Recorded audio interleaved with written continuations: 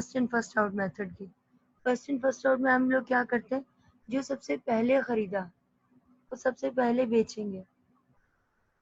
जो सबसे पहले खरीदा है आपने वो सबसे पहले आप सोल्ड आउट करेंगे। इसका मतलब जो सबसे पहले सोल्ड आउट करेंगे तो वो ओल्डेस्ट कॉस्ट पे सोल्ड हो रहा होगा, और जो एंडिंग इन्वेंट्री हमारे पास बची होगी वो रीसेंट कॉस्ट पे बची होगी। क्लियर? इसका वही क्वेश्चन दोबारा देख लेते हैं। क्लास यहाँ पे जो रिमेम्बर का बॉक्स है इसको अच्छे से पढ़िएगा, 2-3 बार पढ़िएगा ताकि आपको क्वेश्चन समझ आ सके। रिमेम्बर में हम यही देख रहे हैं, स्टार्ट विद 29th नवंबर, क्योंकि first in first out method use करना है। जो पहले खरीदेंगे वो पहले बेचेंगे। इसका मतलब first in first out method से जो आप कॉस्ट ऑफ गुड सोल्ड 600 कर रहे हो वो कहाँ से करोगे, वो बिगनिंग इन्वेंट्री से सोल्ड करोगे, क्योंकि जो पहले लिए वो पहले बेचेंगे। डन। और अब अगर हम रिमेम्बर को दोबारा पढ़ें, start with 29th November purchases and then add other purchases until you use the number of units in ending inventory. अब एंडिंग इन्वेंट्री आपके पास कितनी है, 1200। फर्स्ट इन फर्स्ट आउट है। जब फर्स्ट इन फर्स्ट आउट है तो इसका मतलब क्या, बिगिनिंग इन्वेंट्री आपकी कॉस्ट ऑफ गुड सोल्ड में चली जाएगी। आपने जो सबसे लास्ट में परचेजेस किए, आप वहां से अपनी एंडिंग स्टॉक को काउंट करना शुरू करो। 29 नवंबर पे आपके पास 150 आ रहा है, प्लस आपके पास 15 सितंबर पे 200 आ रहा है, जून 20 पे आपके पास 150 आ रहा है, और 3 जनवरी पे आपके पास 300 आ रहा है। इसका मतलब आप सबको कलेक्ट करो तो 800 आ रहा है। ठीक है, 800। अभी भी एंडिंग इन्वेंट्री में 400 कम है, तो ये तो हो गए 800, ऊपर 1000 के 400 वो भी बच गए। तो अब आपके पास टोटल कितने पास आ गए, 1200 एंडिंग इन्वेंट्री में, और इसका मतलब 600 जो बिगनिंग इन्वेंट्री में आ रहे हैं वो कॉस्ट ऑफ गुड सोल्ड में जाएंगे।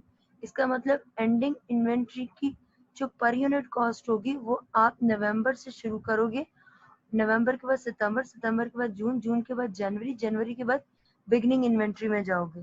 क्लियर? इस तरीके से हम अपना मैट्रिक्स बना सकते हैं। कैसे बनाएंगे, have a look on this.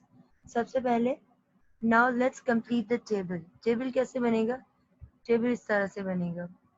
अब आप अच्छे से समझ लें इस चीज को कि हमारे पास कॉस्ट ऑफ गुड्स सोल्ड में कितने यूनिट्स आ रहे थे, 600।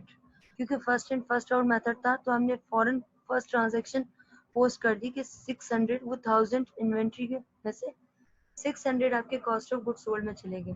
अब जो रिमेनिंग एंडिंग स्टॉक बचता है वो फर्स्ट इन फर्स्ट आउट से आप जो लास्ट परचेज किया है उसको गिनना शुरू करें।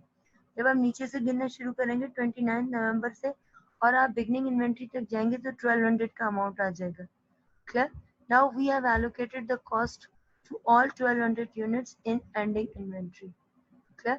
अभी यहाँ पे क्या आ गया, अब कॉस्ट कितनी आ गई, एंडिंग इन्वेंट्री की कॉस्ट कितनी आ रही है, 6575, और कॉस्ट ऑफ गुड सोल्ड की कॉस्ट कितनी आ रही है, 3150।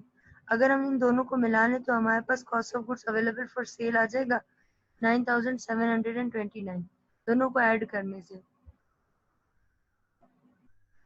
अभी हमने देखा first in first out method से हमने क्या किया, complete the table summarising the computation.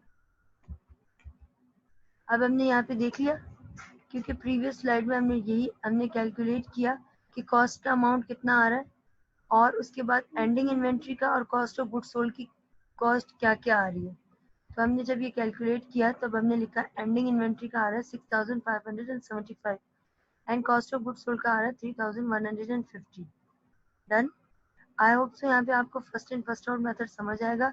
The technical thing is that कि first in first out method में आपको पता है सेल्स होती है first in first out method से, जो स्टॉक रहता है वो स्टॉक इसके अपोज वाले मेथड से काउंट होता है, सबसे एंड से स्टॉक करना शुरू करेंगे।